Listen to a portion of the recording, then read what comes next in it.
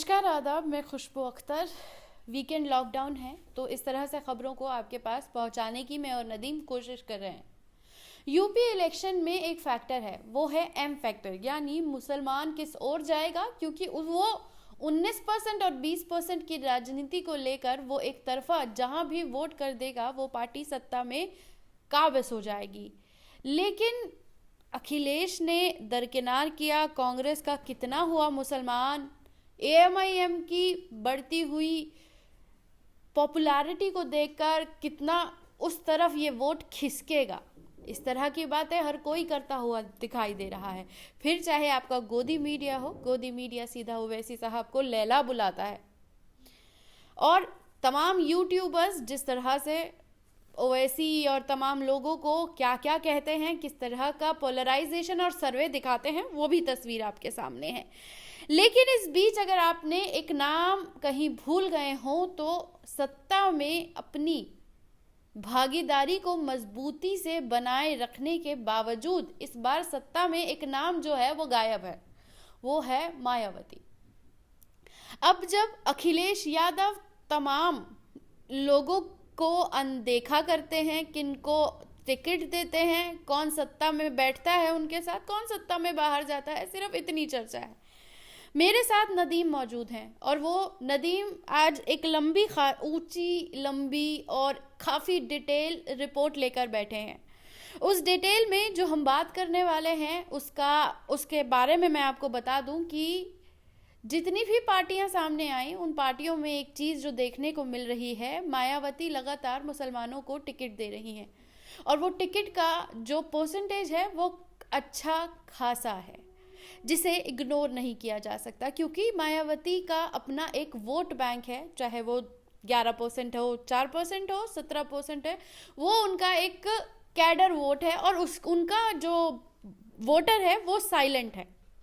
नदीम साहब, आप मेरे साथ जुड़े हैं, आपने अच्छी खासी मेहनत की है, लिस्ट तैयार की है। मैं आपसे जानना चाहूँगी कि ये एम फैक्टर में मायावती भी एक एम फैक्टर ही है। उत्तर प्रदेश के चुनाव में हर बार कहा जाता है उनकी सियासत खत्म, वो इस बार सत्ता से गायब और इस तरह की बातें और तमाम चीज़ों को लेकर उनके बारे में बात होती है। लेकिन इस बार जब यूपी इलेक्शन में जिस तरह की सीटें जब सामने आ रही हैं, पहले चरण की आ चुकी हैं, दूसरे चरण की आ चुकी हैं, तीसरे चरण की आ चुकी हैं, तो उसमें जो देखने को मिल रहा है उसमें मुसलमानों को टिकट देने का जो परसेंटेज है वो 50% से ज़्यादा है। तो मैं आपसे जानना चाहूँगी, क्योंकि आप तो गली गली घूम रहे हैं, 66 गाँव आप घूम चुके हैं, आपने तमाम लोगों से बात किया है, मुझे लगता है कि 1000 से ज़्यादा लोगों से आप अब तक बात कर चुके हैं। 1000 शायद कम हो, आप इनसे ज़्यादा लोगों से भी आप बात कर चुके होंगे। मैं आपसे सीधा सवाल पूछती हूँ कि यूपी का एम फैक्टर और उत्तर प्रदेश का एम फैक्टर यानी मायावती, और ये जो मुस्लिम सीटों को देने का है और जिनको सीटें दी गई हैं वो उठाए गिरे नहीं हैं, वो कद्दावर नेता हैं, वो वो उनके कार्यकर्ता हैं और इस तरह की चीज़ें, सारी चीज़ें। तो मैं आपसे जानना चाहूँगी कि ये बताएं कि मायावती ने ये जो कदम उठाया है इसे आप किस तरह से देखते हैं? खुशबू, सबसे पहले जो उत्तर प्रदेश में आपने 2 एम फैक्टर की बात की, एक मायावती फैक्टर और दूसरा मुस्लिम फैक्टर। सबसे पहले आपको मायावती के फैक्टर का जवाब दे दूं कि मायावती उत्तर प्रदेश की राजनीति में वो बड़ा चेहरा है जिन्हें आप इग्नोर बिल्कुल भी नहीं कर सकते। लेकिन गोदी मीडिया, क्योंकि अगर मैं उसी पर आ रहा हूं कि चाहे आप विपक्ष में भारतीय जनता पार्टी की बात करें, भारतीय जनता पार्टी मायावती के बारे में कुछ बोल ही नहीं रही है। दूसरी तरफ अगर आप बात करें दूसरा विपक्ष जो कि गठबंधन वाला विपक्ष है, वो इस तरीके से प्रेजेंट कर रहा है कि इस बार जो है मायावती जी की पॉलिटिक्स जो है वो फ्लॉप है, वो बिल्कुल खत्म है, कि मतलब ये आखिरी चुनाव होगा मायावती जी के लिए, उसके बाद कौन विरासत संभालेगा ये सोचने वाली बात है। पर इन तमाम चीजों पर अगर आप गौर करें तो पहले वाले एम फैक्टर में ना कई लोग इस चुनाव में बड़ा गच्चा खाने वाले हैं, क्योंकि आप भैया लीड कर चुके हैं, आपने प्रदेश को चलाया है। क्योंकि मायावती जी के शासनकाल की अगर बात की जाए, अगर एक पार्ट को छोड़ दिया जाए, जो दूसरे पार्ट की बात की जाए, तो उनके राज में कानून व्यवस्था बहुत सही तरीके से थी और कानून व्यवस्था पर जिस तरीके से जोर मायावती ने दिया था, उस पर लोग लगातार खुल करके बोल रहे हैं इससे बढ़िया तो भैया कानून व्यवस्था जो है अखिलेश से ज्यादा बढ़िया मायावती जी की सरकार में थी। और मायावती जी के जो कट्टर वोटर हैं, चाहे वो दलित समुदाय से हों चाहे मुस्लिम समुदाय से हों, वो मायावती जी को छोड़ करके जाने वाले नहीं हैं। हालांकि वो अलग बात है कि अगर चुनाव के रिजल्ट बसपा के पक्ष में नहीं आते हैं तो वही बसपा प्रमुख जो हैं ये कहती हुई नजर आ जाती हैं कि मुसलमानों ने हमें वोट नहीं दिया। पर इस बार जो वो कैंडिडेटों को टिकट दे रही हैं उस पर गौर करने की बात है, क्योंकि कल दूसरी लिस्ट जो है अपनी जारी की मायावती जी ने, और उस दूसरी लिस्ट में 51 लोगों का नाम था। 51 लोगों के नाम पर 24 मुसलमानों को टिकट दिया है कल मायावती ने, जो कि बड़े कद्दावर नेता हैं, पढ़े लिखे नौजवान हैं। अगर ये देख करके वोट किया जाए पार्टी को छोड़ करके कि कैंडिडेट बढ़िया होना चाहिए जो आपके लिए लड़ सके, आपके लिए आवाज उठा सके, जो आपके काम करा सके। एक तरफ भारतीय जनता पार्टी की जो लिस्ट सामने आ रही है उसमें कई हिस्ट्री शीटरों, कई ऐसे लोग हैं जिनके दाग धुल गए हैं, तो इस पर गौर करने की ज्यादा जरूरत है। क्योंकि गठबंधन की अगर हम बात कर रहे हैं ना, तो गठबंधन में मुसलमानों को नजरअंदाज किया जा रहा है। पर ऐसा भी नहीं है कि मुसलमानों को जगह नहीं दी जा रही है, मुसलमानों को जगह दी जा रही है। पर कहीं ना कहीं ये बताया जा रहा है कि मुसलमानों को बैकडोर पर रखेंगे, बैकडोर पर रखने के बाद जो है हम अपनी सत्ता को चमकाएंगे, कुछ बड़े नाम अपने बराबर में बैठा लेंगे, जिससे लोगों का रुझान हमारी तरफ बना रहेगा। पर मायावती जी ने सारी चीजों को देखते हुए, क्योंकि भाजपा की जो पॉलिटिक्स है वो ये है कि मुसलमान साथ आए चाहे ना आए,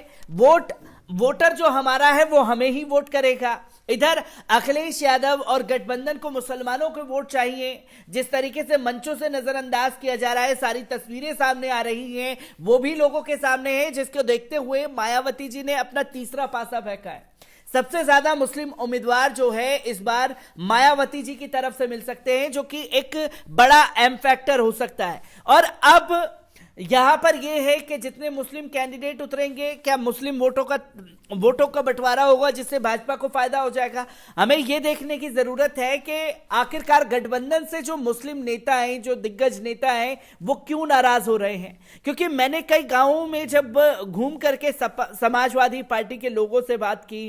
तो उनका साफ तौर पर कहना था कि भाई हम लोग बरसों से जो है मेहनत कर रहे थे पार्टी को आगे बढ़ाने पर, चुनाव जब आया तो कोई भारतीय जनता पार्टी का जो कि आरएसएस संघ प्रमुख से जुड़ा हुआ था, उसने आकर के भाजपा का दामन थामा, और जो हम बरसों से मेहनत कर रहे थे हमारा टिकट काटा, पर जो भाजपा से निकल करके सपा में आया उसका टिकट आप लोग फाइनल कर रहे हैं। ये एक दर्द है जो लोगों का खुल करके सामने आ रहा है। और एक सीट ऐसी उत्तर प्रदेश में खासतौर पर सामने आई है, हसनपुर उत्तर प्रदेश से, जहां एक गुजर है, वो आरएसएस के प्रमुख हैं। वहां पर वो भारतीय जनता पार्टी में शामिल थे, भाजपा को छोड़ करके सपा में गए और अखिलेश जी ने उनका टिकट फाइनल कर लिया। क्या कोई ऐसा मुस्लिम चेहरा नहीं था जिसके चलते उनको टिकट दिया जा सके। और यही मुजफ्फरनगर का जो तिलिस्म है, क्योंकि 6 बड़ी सीटें हैं मुजफ्फरनगर में,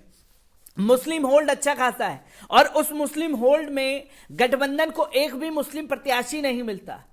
जिसके चलते लोगों में गुस्सा है कि भाई इतना भी काबिल कोई मुजफ्फरनगर में मुसलमान नहीं था जिसको आपने टिकट नहीं दिया। पर मायावती जी ने वहां पर अपने कई मुस्लिम उम्मीदवारों को उतार करके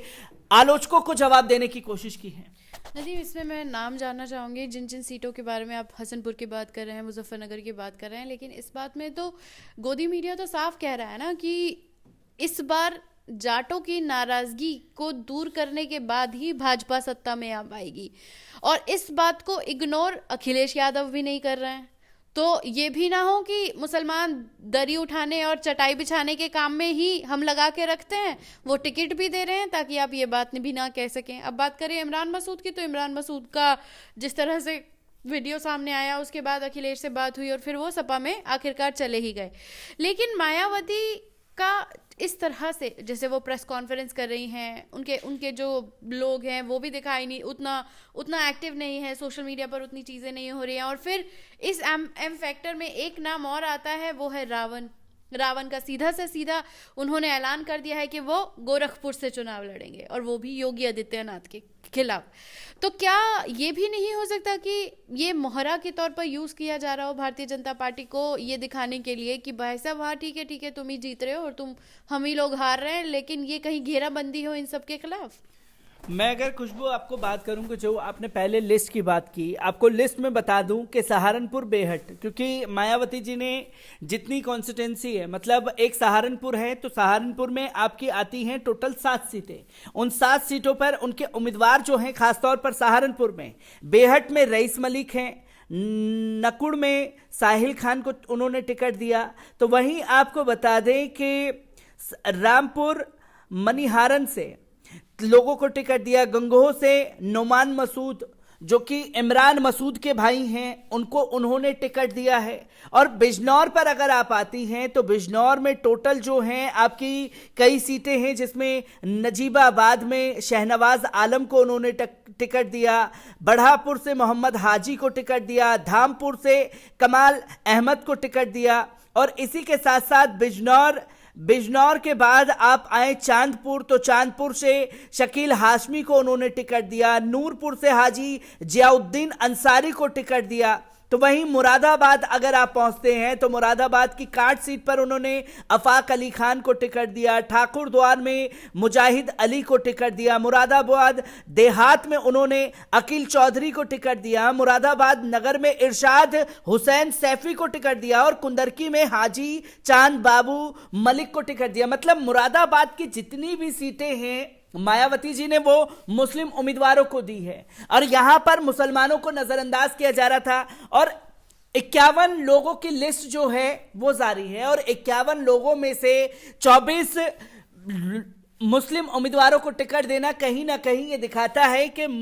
मायावती जी इस बार मुसलमानों को साथ लेकर के ये दिखाने की कोशिश बेशक से कर रही हैं कि भाई वो मुसलमानों के साथ है। तो वहीं लोगों में खासतौर पर जब मुस्लिम कॉन्स्टिट्यूंसी में हम घूमे, मायावती जी को लेकर के बात की, तो उनको मायावती जी की तरफ रुझान है, मायावती जी को वो नेता मानते हैं। पर उनके लोगों में, उनके दिल में एक दर्द है कि जब 3 तलाक का मसला आया तब मायावती जी खामोश थी, 370 का मसला सामने आया तब उन्होंने भारतीय जनता पार्टी को खुल करके समर्थन दे दिया, कई CNRC का मुद्दा आया तब भाजपा को उन्होंने समर्थन दे दिया, खुल करके उनका समर्थन किया। आखिरकार ये दर्द क्यों है? ये मायावती जी इस बार मुस्लिम उम्मीदवारों को टिकट देकर के ये बताने की कोशिश कर रही हैं कि वो मुसलमानों के साथ हैं, और मुस्लिम जो हैं वो टिकट ज्यादा क्यों ले रहे हैं मायावती जी से, इस एम फैक्टर को अब समझने की जरूरत है। क्योंकि मैं लगातार गांव-गांव घूम रहा हूं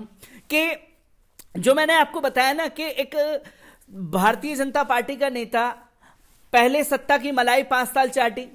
और जब लगा कि भाजपा जा सकती है, समाजवादी पार्टी से जाकर के उसने हाथ मिला लिया। अब जो मुस्लिम उम्मीदवार वहां बरसों से मेहनत कर रहे थे, सपा को जोर देकर के बढ़ा रहे थे आगे, तो जब टिकट नहीं मिला तो वो बहुजन समाज पार्टी के पास गए, और बहुजन समाज पार्टी ने देरी ना करते हुए उन लोगों को टिकट दी, क्योंकि उनकी अपनी भी तो पॉलिटिक्स है। कहीं ना कहीं आप हाशिए पर धकेलने की कोशिश बेशक से कर रहे हैं, पर मायावती जी जो हैं वो खुल करके मुस्लिमों को टिकट दे करके ये बताने की कोशिश कर रही हैं कि वो मुसलमानों के साथ है। और अब आपने इसी क्वेश्चन में एक नाम लिया चंद्रशेखर आजाद रावण का, के गोरखपुर से चुनाव लड़ेंगे,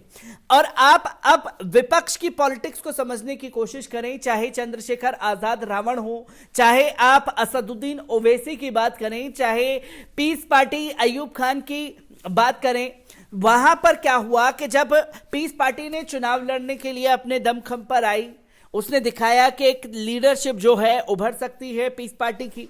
तो तमाम जितनी भी राजनीतिक पार्टियां थी 2012 में सबने ये कहना शुरू कर दिया कि भाई बी टीम है, बी टीम है, बी टीम है, बी टीम है। उनको हाशिए पर धकेल दिया, लोगों ने ये मान लिया। आज पीस पार्टी जो है चुनाव लड़ेगी, कितने सीट ला पाएगी कितने नहीं, वो सब हकीकत जो है हर कोई जानता है। पर वहीं चंद्रशेखर आजाद की जो लीडरशिप खड़ी होगी, खड़ी होने से पहले ही बीजेपी की बी टीम है, बीजेपी की बी टीम है, असदुद्दीन ओवैसी साहब की पार्टी यूपी में खड़ी हो रही है तो बी टीम है, बी टीम है। हर किसी के लिए बी टीम का फॉर्मूला जो है अपनाने की कोशिश शुरू कर देते हैं, और जो नए चेहरे उभर रहे हैं उन्हें कहीं ना कहीं विपक्ष के लोग ही रोकते हैं ताकि ये आगे आकर के लीड ना करने लगे।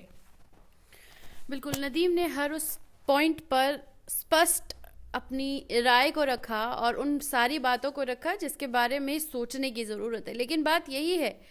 कि यूपी में मुसलमान किसका, इस पर बहुत बड़ा सवाल उठता है, क्योंकि जहां भी मुसलमान जाएगा सत्ता उसी की बनेगी और उसे हर कोई अपनी तरफ खींच लेना चाहता है, लेकिन हिस्सेदारी नहीं देना चाहता। अब आने वाला वक्त बताएगा कि मुसलमान किसका और मुसलमानों की दरी बिछाने के अलावा हिस्सेदारी क्या होती है, इस पर भी इस बार मुसलमानों का ध्यान है। आपको ये वीडियो कैसा लगा, कमेंट बॉक्स में आकर अपनी राय देना ना भूलिएगा। शुक्रिया।